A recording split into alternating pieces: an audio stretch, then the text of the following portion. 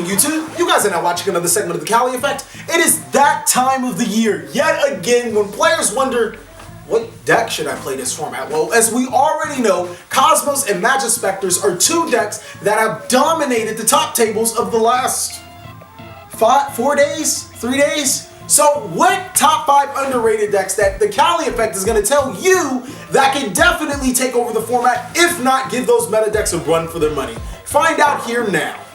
Number 5 on this list is a deck so old. It actually debuted in 2013 when Return of the Duelist first dropped. That's right, we're talking about Spellbooks, a deck that's not been doing too well, but with Spellbook of Fate at 2, the most dangerous card in the game of Yu-Gi-Oh!, this deck can take over formats. Speaking of Spellbook of Fate, it does have an effect to banish spellbooks from the graveyard, to do certain things on resolution, and its third effect, its non-targeting effect, activates on the resolution of its effect, meaning that your opponent really can't respond to it. Spellbook also is one of the more searchable decks of any given format. You know, there's Secrets, there's Justice, there's Masters, there's Power, there's Tower, there's Little Boy. There are so many searchable cards within this deck. It allows you to basically grab any tool that you need to overcome every single obstacle. Another great thing about Spellbooks is that Konami has secretly been giving this deck support. And the reason why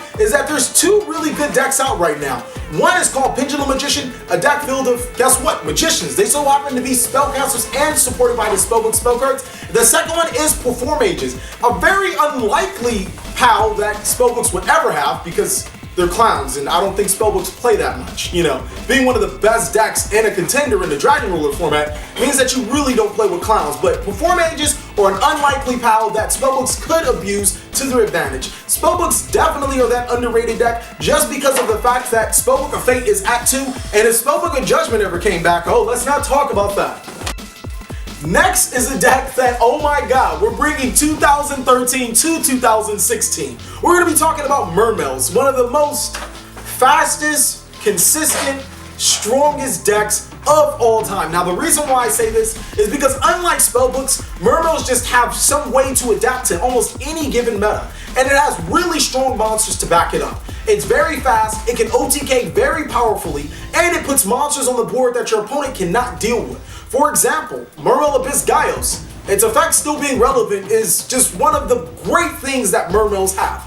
But I think the real big key to Morels is that it is adaptable, like I've said before. Just the ability to change a strategy on the whim. Morel Abyss Lend is no longer a good card. Morel Abyss Sphere isn't used that much, but Morels are still a top contender in this format just because of the new card that they are getting and the Nephthys Prince, whatever it is, type of card. It being able to abuse the Atlantean aspect and generate so much advantage, it allows the Morel players to steamroll or powerbolt massive amounts of monsters on the field to overwhelm the opponent's strategy. I think this is the best deck of the format to use Instant Fusion because Nodin tutors Dragoons to the field and also lets you to go into amazing Water Exceed monsters such as Bahamut Shark, 101, and who could forget Abyss Dweller, the Cosmo Killer.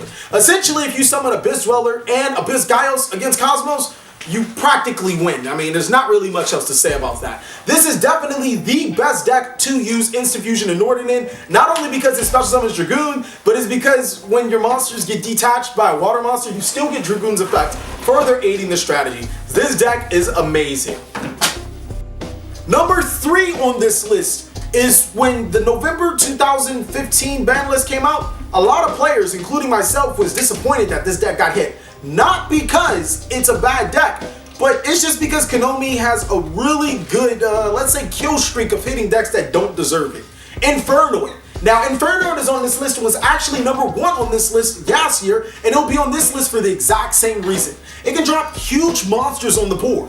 Even more, it can negate opponents' card effects through Onuchu and Deviati. But most importantly, this deck has all forms of removal from Petrula, Harmodic, Sheraton, which is also known as Infernoid Satan, and that level 2 one, Antra. So the deck is really good at moving cards away from your opponent's board and dropping huge monsters on the board. That and it's unhit by the list, this deck could definitely be a sneaker. Its second effect also, for most important monsters, their second effect also allows you to manipulate your opponent's graveyard, so that's just another thing that you guys can think about. And since that Decatron dropped, the deck just got so much more nasty. I mean, come on, this deck's good. Number 2 on this list is actually a deck that could have been number 1 until I started thinking, this deck isn't as good as number 1. It actually was referred to as Satellar Knight's retarded little brother until this card came off the list, and yeah, Satellars aren't looking too great right now.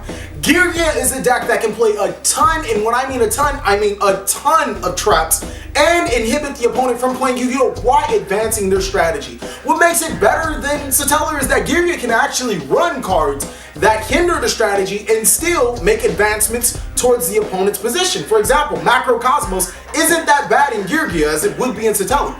Furthermore, Girya has a lot of intricate parts running.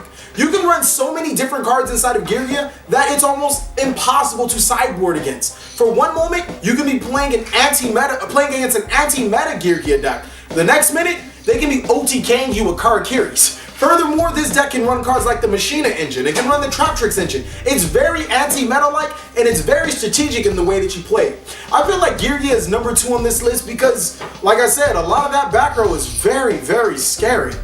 God, this is a back row format, isn't it?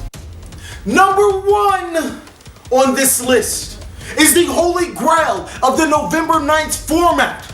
It's the deck that you guys have sealed inside of a gold sarcophagus, put it to the side, and have waited for a millennium. It's the deck that Yugi and Kaiba, the 2 best, would rival against each other with. This is the deck that everybody wants to play. This is the Jesus and the Moses, the saviors, the bringers, the decks that everybody wants to see.